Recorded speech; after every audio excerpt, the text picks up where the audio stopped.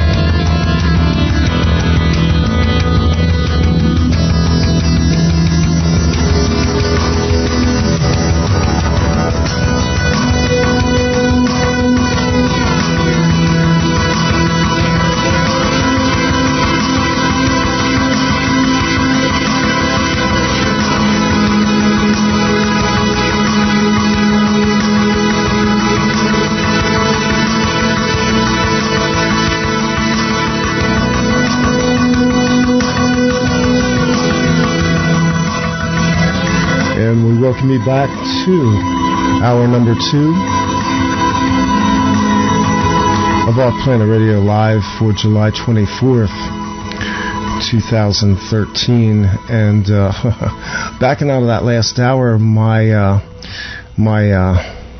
clips did not play for my outro music, and it just froze up on me. And this happens from time to time. It does to me. It doesn't happen to George Norrie, but that's a whole other story as well.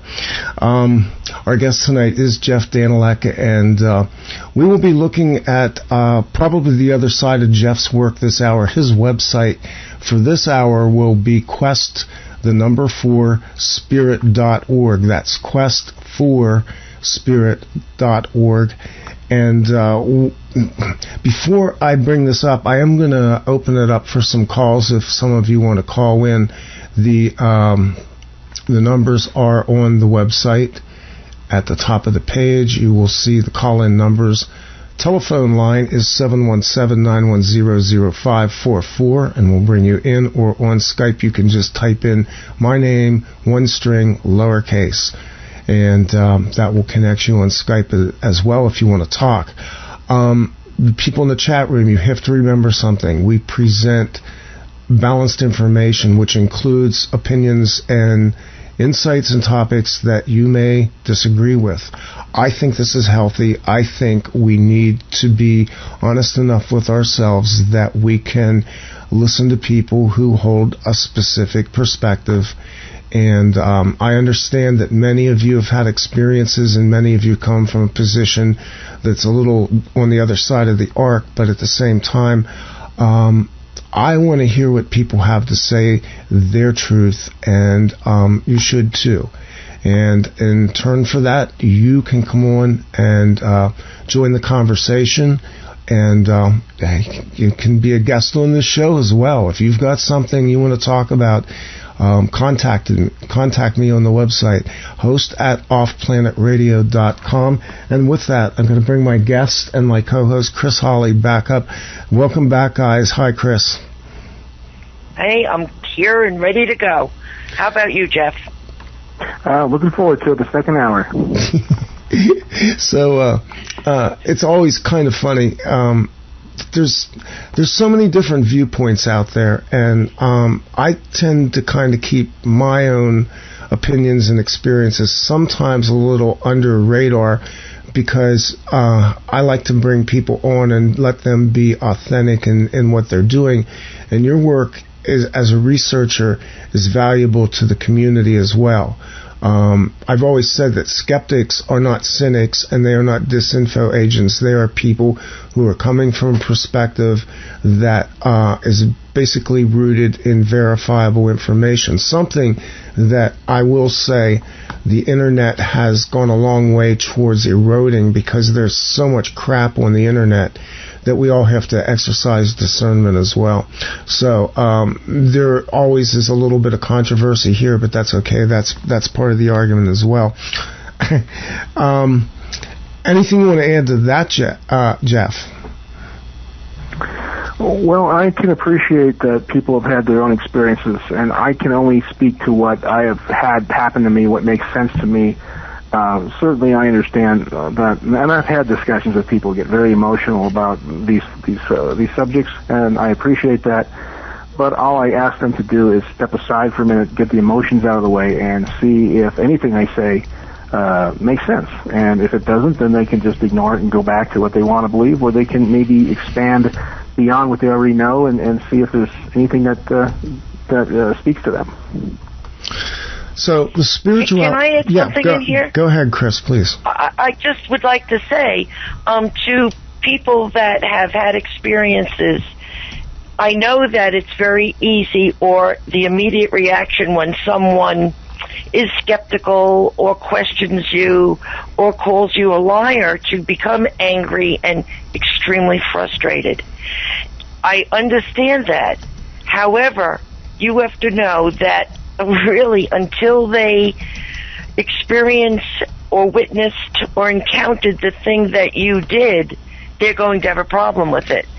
And you've got to learn to get your focus around that so that you can find a place to apply what happened to you in order to get more information put out, even if it's just a tiny bit. You cannot get your back up right away that people aren't going to believe you, because they're not. And you know, all of you, that I have had amazing, incredible experiences in my life, and I have constantly gone up against this, yet I just keep banging that drum and writing and trying to bring forth the information that I do know about, because that is the only way, slowly, people are going to start to accept this and understand it and become curious enough to want to know more. And that's the hurdle that we're at. It's the non-believers in full denial and not wanting to know anything about this, and the people that have experienced it facing, real cruelty in my mind about what these people have gone through. Believe me, once you've had an experience that is undeniable right in front of your face or to your body, something done to you, you cannot imagine how life-changing and life-altering it is. But my thing here is, if you are on the side that you've had to live with this and you're not getting any respect, the only thing you do is hang tough, hang strong, and try to continue sticking to your story, telling them what happened, and hoping that somehow it'll benefit people. Because it's only a matter of time that you might be the next one who's looking dead into the face of the unknown, and perhaps listening to this show or reading something about all these subjects will stick with you. And it will be the very thing that gets you through it alive. And I know that's like a big statement, but trust me, there are many people that don't. And that's due to a lot of it, their ignorance, that they didn't know to run or walk in the other direction or just stand perfectly still. A certain amount of information that would probably be given to them if they did listen to all sides of the coin. So, yes, this is all very interesting and it's all unknown, but I think we're avoiding something, and it's the fact that some of this is very dangerous and we should take it seriously and be a little less cruel to people that have to live through these encounters, because they're not pleasant. And there's no place else that you will find people kidnapped, abused, or harmed that they come back or returned and society does it to them again. No, they would be, taken care of. They would be brought to the hospital. People would protect them. There would be an investigation. It's not done to people that suffer these events. So all of you have to keep these things in mind and understand this is just things we are not yet smart enough to understand. But we will someday. And maybe then, you'll realize, don't be so harsh and critical of some of these people, because they have lived through terrible things. And there I got off my soapbox. And in all fairness, I think Jeff has been very balanced tonight in his presentation and keeping an open mind about this phenomena. And so with that, if there are no callers, and you're welcome to butt in, we'll take your calls. But I want to flip the conversation over to spirituality, and I know Chris wants to talk about reincarnation, but I want to kind of qualify this conversation because, Jeff, when I read your quest for spirit pages, I kind of saw myself in what you were talking about as well, with a background in Christianity and grappling to understand the difference between religion and spirituality. Tell us a little bit about that journey. Yeah, all my life I have largely come out of the Christian church. For 20 years I was evangelical Christian, and I was very much into the Bible, into the fire and damnation and saving people and all that stuff. Then about 15 years ago, I started to question some of the tenets of the church, some of the belief systems, the second coming and hell and damnation, stuff like that. Started to explore other paths. I discovered reincarnation along the way, actually through the writings of Edgar Cayce, of all people, who it turns out was actually a very strong, devout Christian all of his life. A lot of people didn't know that. I certainly didn't know that when I started looking into it. And one thing led to another. Next thing you know, I kind of broadened my horizons. I actually was one of those people that said, maybe the Bible doesn't have all the answers. Maybe I don't know everything. And through that, I was able to experience a number of events in my life that have led me down a different road entirely. One that I'm very happy to pursue. Not that being a Christian was a waste of time or anything by any means. It was my spiritual, elementary school, if you will. But from those experiences, I've learned that there's a much bigger world out there spiritually, and I'm always excited to explore it. And each day I get up looking forward to seeing what I'm going to find out today that I didn't know yesterday. And you see, that's the mindset that I find the most interesting. A lot of people who've listened to this show for a long time now, I was actually doing Christian radio on shortwave and then on the internet up until, it's murky to define this, but I would say up until about 3 years ago, I still defined that way, although what I was expressing was actually a walk away from traditional doctrine and dogma of Christianity, and specifically evangelical fundamentalist Christianity. And I found that what happens when you begin to express that among those people, and I have to say it that way because I was basically, if they could have physically gotten a hold of me, I'd have wound up on a cross or some similar fate as well, for asking the questions that I asked and drawing some of the conclusions that I came to. Because for a lot of fundamentalist Christianity, the beginning and end of everything is the Bible, and more specifically, their interpretation of it, which is actually more correct from my standpoint.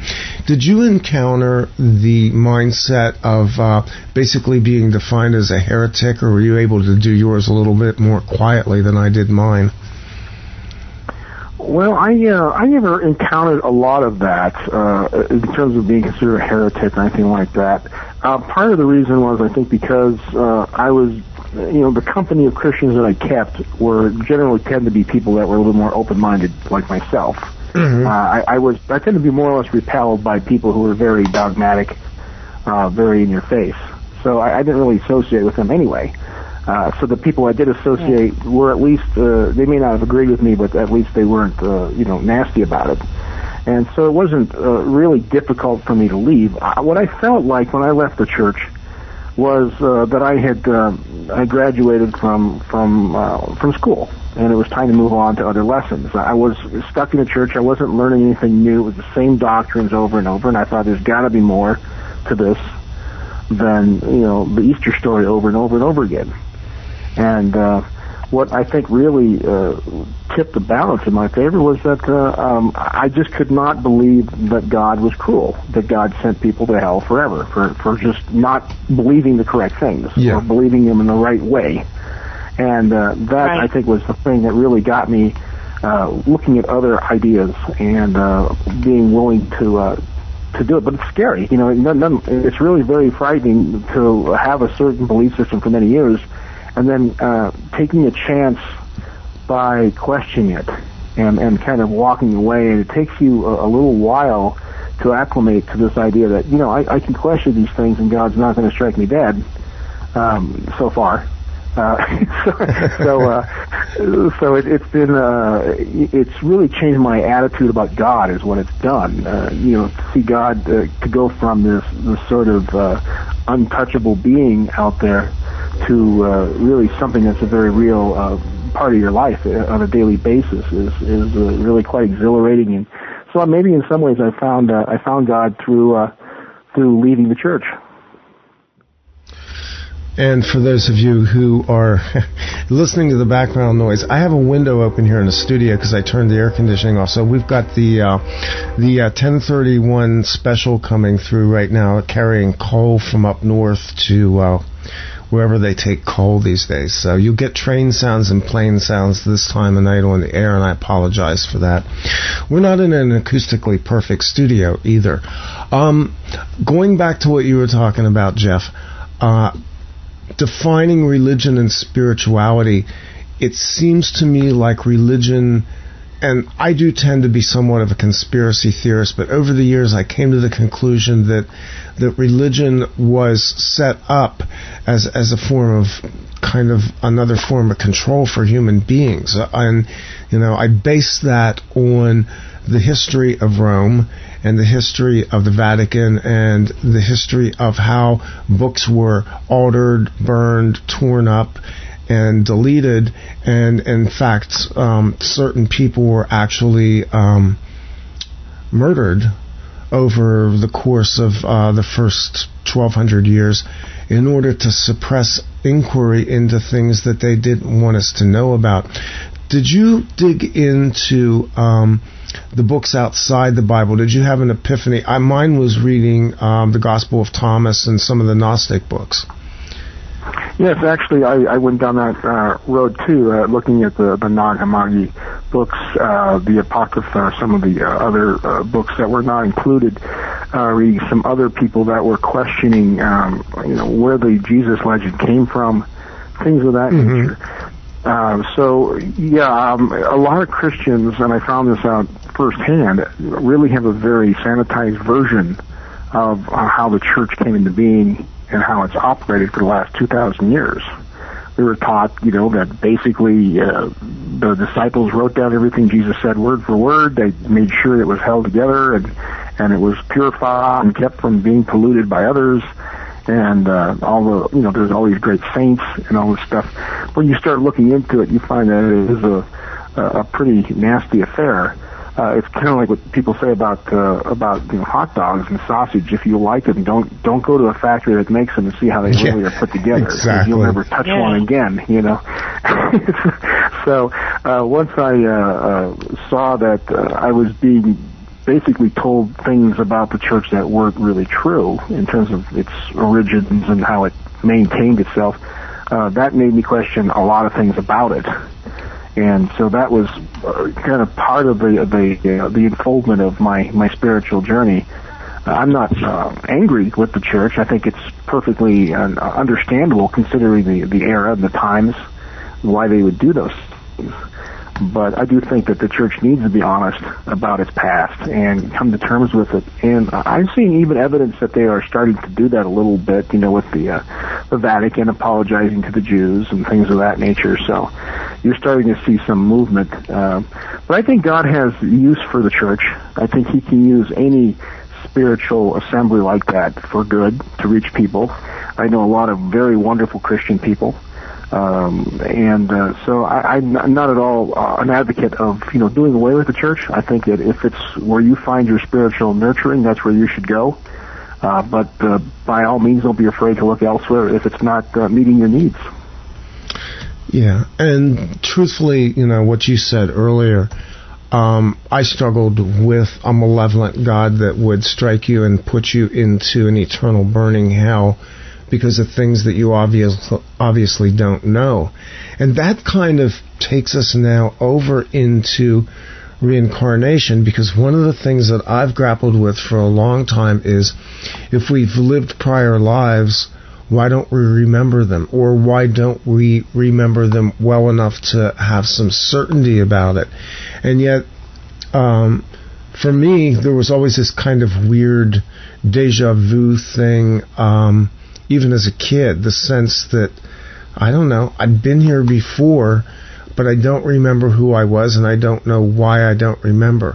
So, Chris, I know you want to go into reincarnation a little bit, so I'm going to kind of open this up for you to do some of the questioning here. Yeah, well, I really wanted to talk to Jeff about this because I'm very confused by it. And I was not brought up in a religious household. It was a spiritual household, and I think it was a lot harder. I mean, every move that we made, it was brought to our attention that it has to be the right move, the right thing to do because of karma and the universe and your place in it. There was no place to go and get, say a few prayers and be forgiven or anything like that.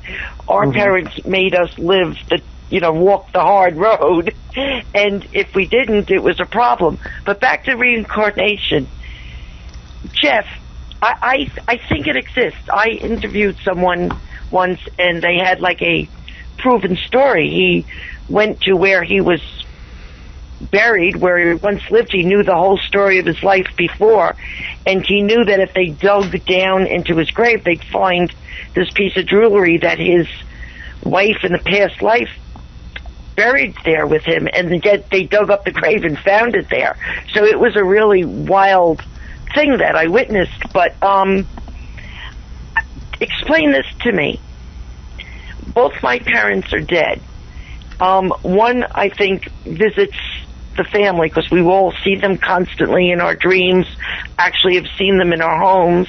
My mother, and she, we have a communication with her. Now, my father, he's just gone. In reincarnation, how does that work? Does everybody go into a new life?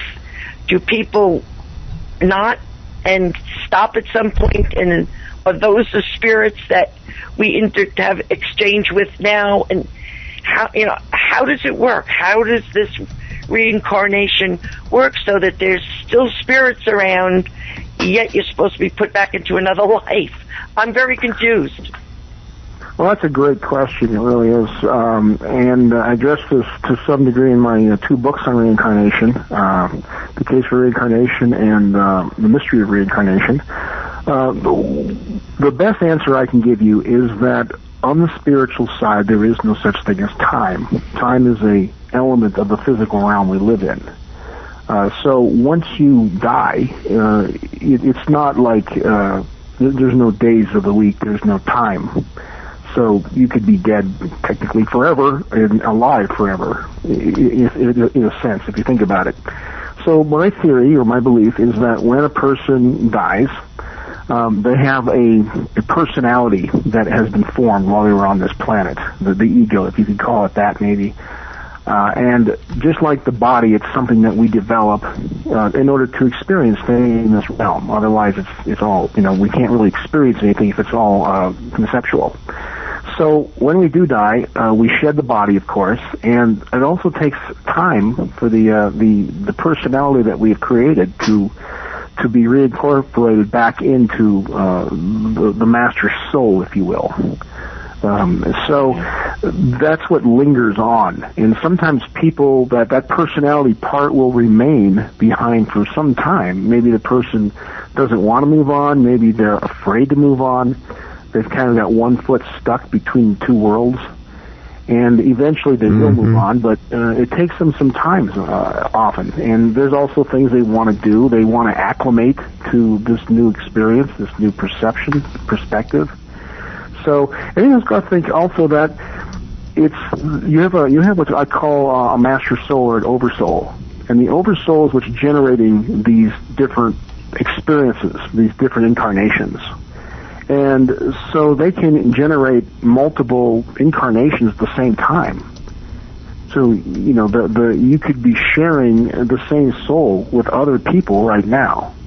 You might meet someone who seems to really have the same wavelength you have, and you hit it right off. You just know the way each other thinks. Really, truly soulmates, and it could actually be a soul sibling. It could be somebody that is that you are sharing the same oversoul with. So when someone passes, your parents or somebody like that, it's not that they're no longer reincarnating.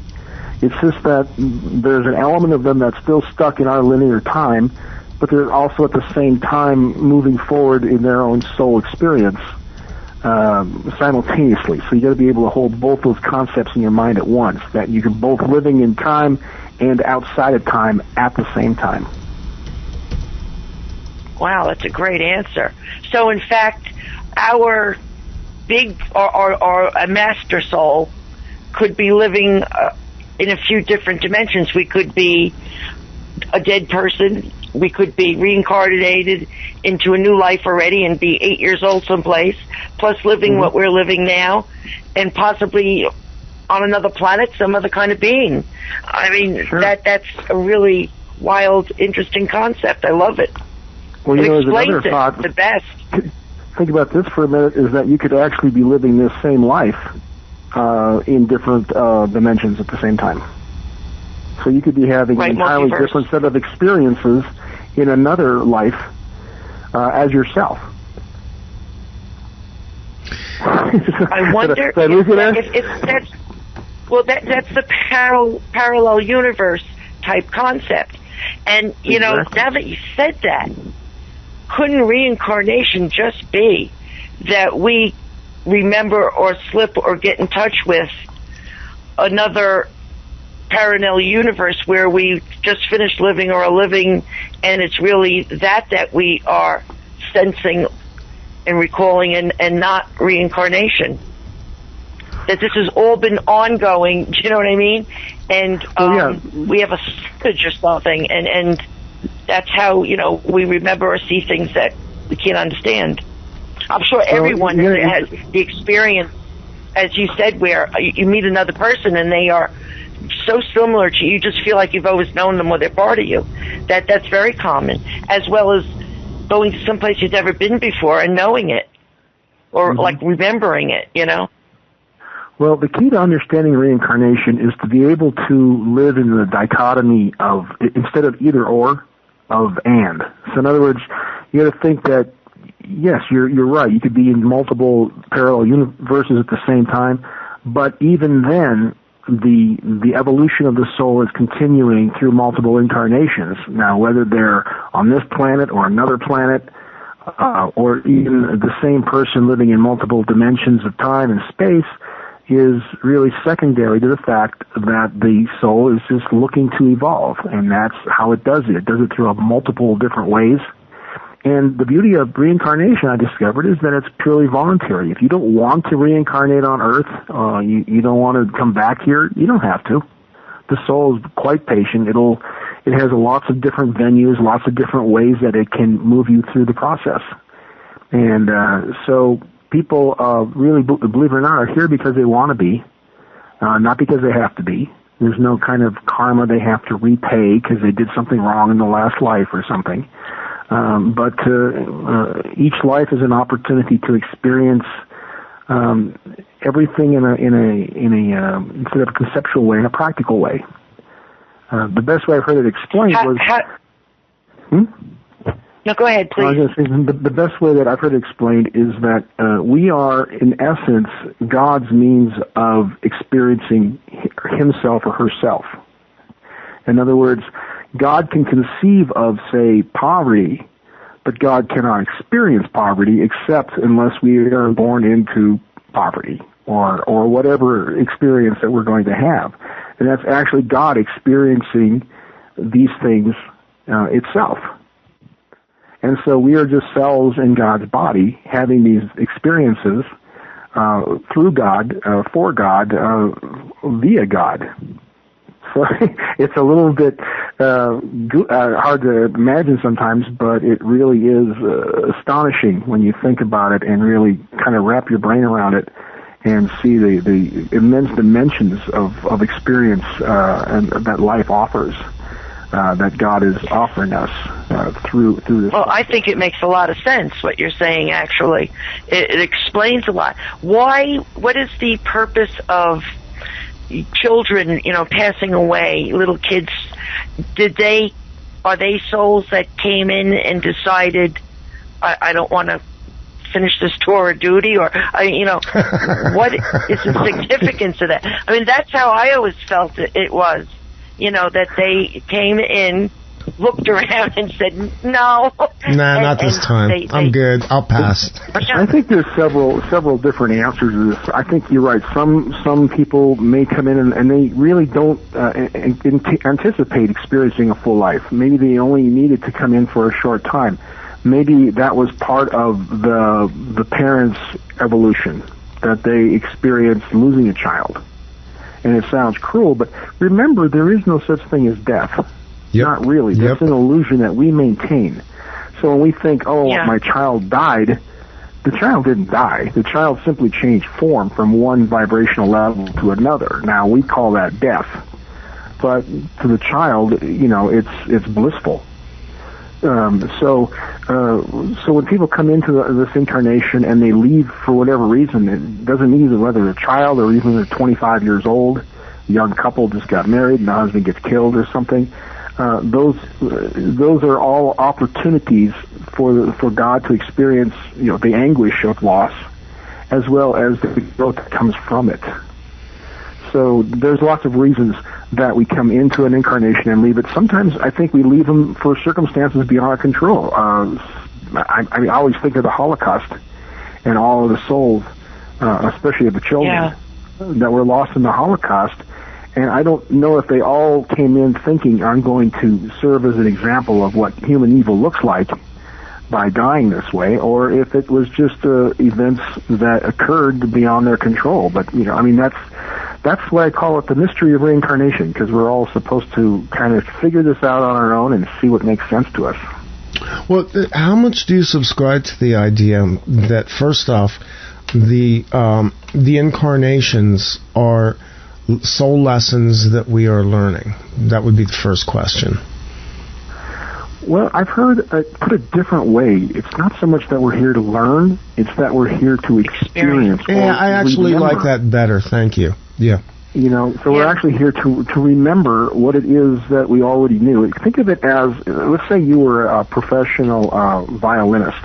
You were like one of the best violinists in the world, and then you had some kind of a brain injury, and you forgot how to play the violin. You had no clue how to even hold the thing. But you started to pick it up and you started to play with it, and eventually it starts coming back to you. And that's really kind of what's going on in many ways, is that we're just kind of picking it up and remembering that we used to play the violin, and we become better and better at it the more experiences we go through. And so that's my understanding of how it works, and that seems to work for me. It makes a lot of sense to me. So people that have these extraordinary lives, some of them that are filled with all kinds of experiences, have actually chosen to go for it and ride through all those things to expand, grow their own souls, I guess. Is that a way of putting it? To evolve, if you want to think about it that way. Usually the more experiences you go through, the greater your collection of understanding becomes. Just like in life, when you are in your 80s or 90s and you've had a very full life, your perspective on things is much different than it was when you were 15. Right. You have acquired all of these experiences, both positive and negative, and they've gone into giving you an understanding of what life's all about. Now, if you could live for 1,000 years, imagine how many experiences you would go through and how all of that would continue to shape your perspective, your understanding of the world. And so, since we can't live 1,000 years, we can only live maybe 70, 80 years at a time. We go through these multiple incarnations, continue to build up these life lessons. And sometimes it's a step back. Sometimes we might end up in an incarnation which we don't really get much accomplished, or maybe we make some decisions that really end up very poor for us. But that's okay. That's part of the process. And sometimes failure is a bigger learning lesson than success is. Mm-hmm. So does it Pardon? Does it ever come to an end? How do we know when we are really filling our cup to what we needed to experience?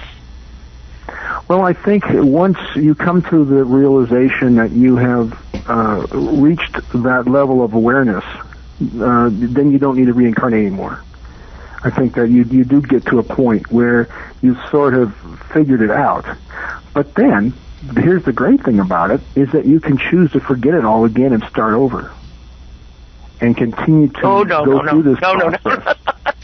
Well, but think of it. You're thinking of it from the perspective of someone who has had some negative experiences or whatever, but it really is a delicious experience to go through the process over and over again. And each time you do it, you're going to do it differently.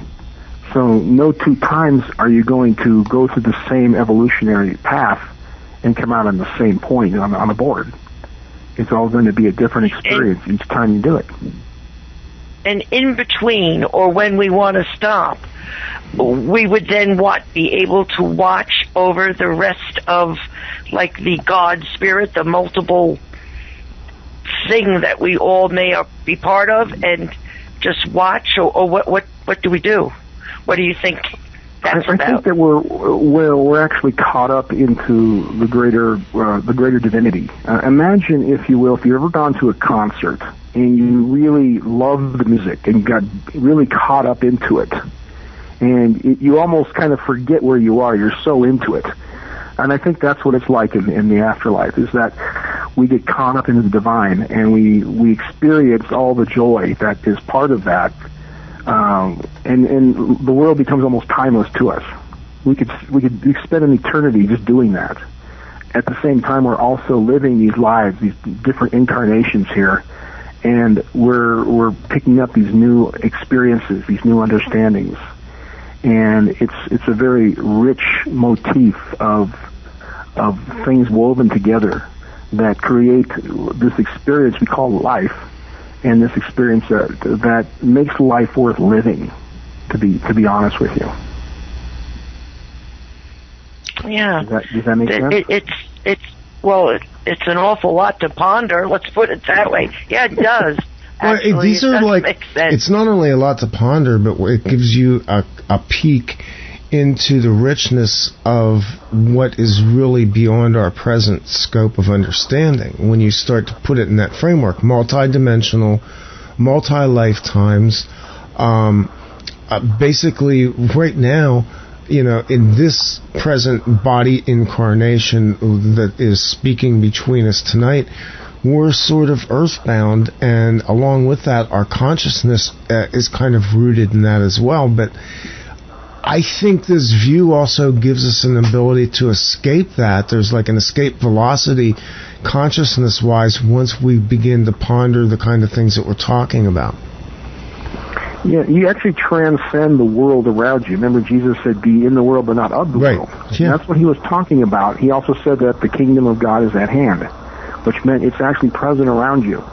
And once you understand that you understand the process, you understand why it's happening, it makes it so much easier to deal with the challenges of life.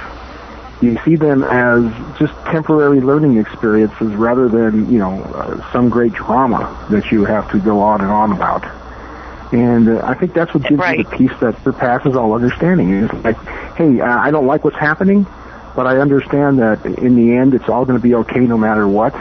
And you just don't get too upset about stuff after that. Mediums...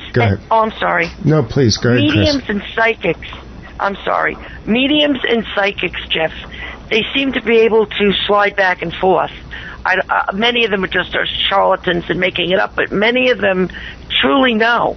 I think we all have it. We all have this intuition between us, but they seem to be able to slide back and forth to where people have already crossed over to this other dimension, or the other piece of the soul now somewhere else. How come we all can't do that more easily, or why can they do it? Well, let me ask you this: why can't we all sing wonderfully? Some people just have a gift for music, and others, it's all they can do to carry a tune. So I think all that a psychic is, or a medium, is someone who has that developed sixth sense for whatever reason. It could be genetic, it could be spiritual, it could be whatever. It gives them the ability to peer through the veil. And I agree with you. I think we all have that capability, but very few of us will ever develop it in the same way that we could probably all learn to sing, but very few of us will actually take singing lessons and develop it. And some people just are natural. They just have they have a perfect tone, they have perfect pitch. They can just pick up music immediately, and that's what psychics do. They have this ability to see through to the other side that all of us have, but they just have it developed to a level that it's natural to them. Whereas to us, it's still a struggle, and we're always amazed when it actually happens. If we actually have a dream or something with a loved one in it, we're amazed, but to them, this is very common. This is old hat. This is something that happens to them all the time. They're not amazed, but we are. Yeah, that's true.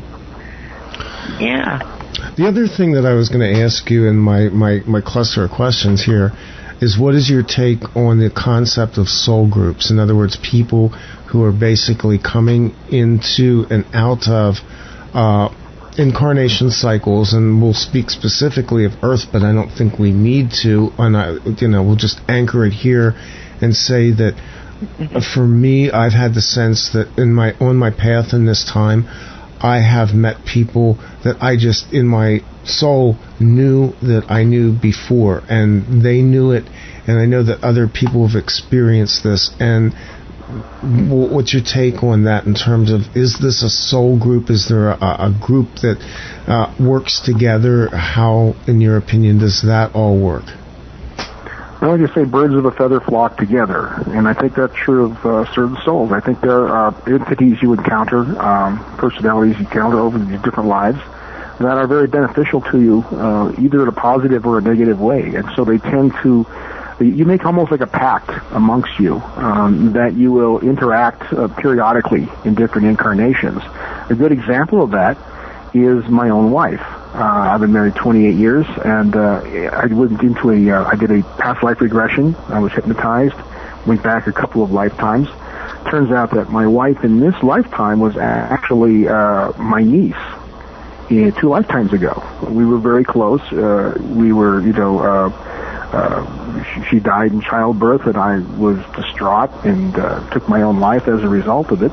I think we agreed, well, let's get together in another lifetime and try and do something more positive. And so in this lifetime, we're husband and wife. So I do think that you change roles back and forth. You can be the daughter, the son, the mother, the father, the wife, the friend, the enemy, the bad boss. Who knows what you were going to be in the next lifetime.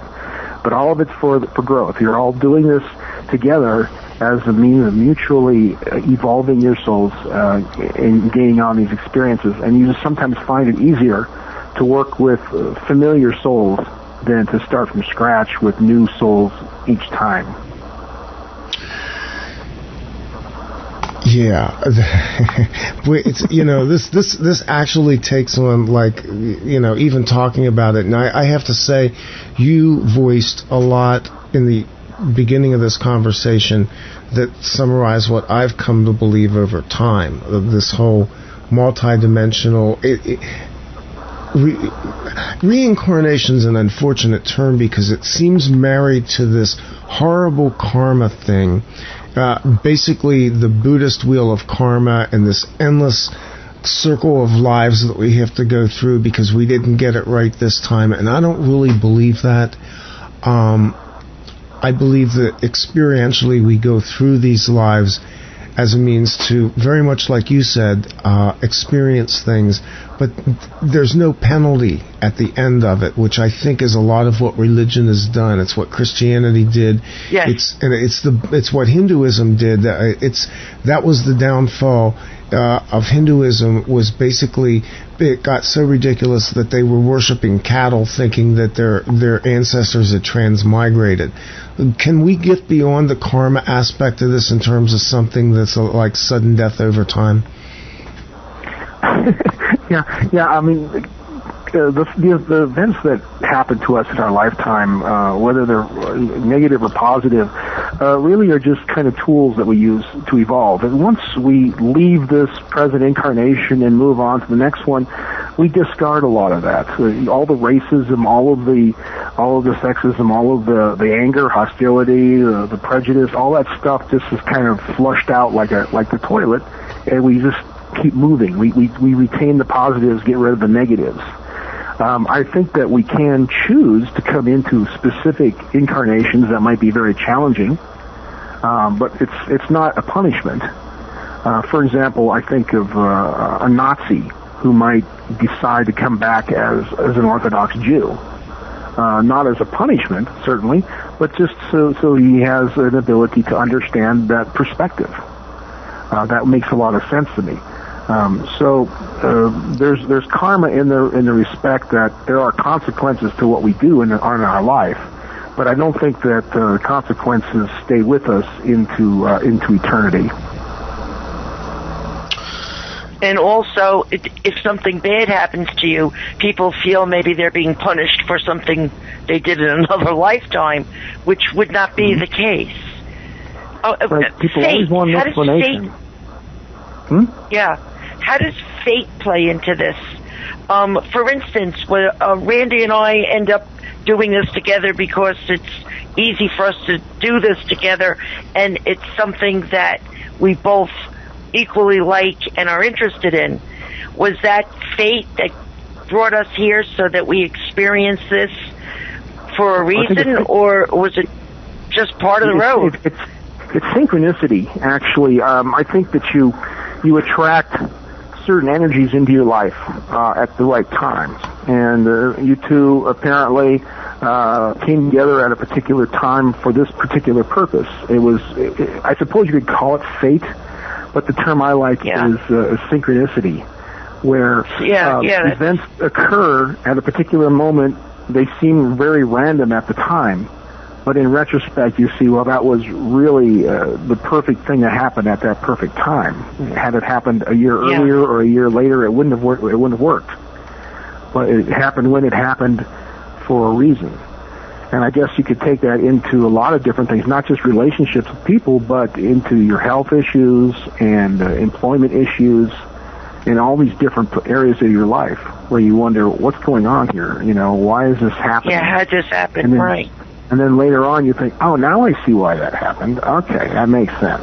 At the time it seems completely random and crazy, and then later on you say, well, I'm glad I went through that. Now I understand that wasn't the person for me, or that wasn't the job for me, or I learned to appreciate what I have because of the health challenge I went through.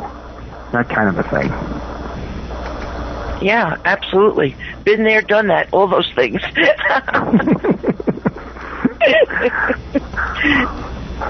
Yeah, God is good. The universe is a gentle place, and it's just a matter of looking around and seeing heaven around you, and that's the key to life to me. Yeah, very well said. I'm just enjoying sitting here letting Chris Hawley do an interview tonight. This is great, because I know she wanted to talk about this, and I was just waiting.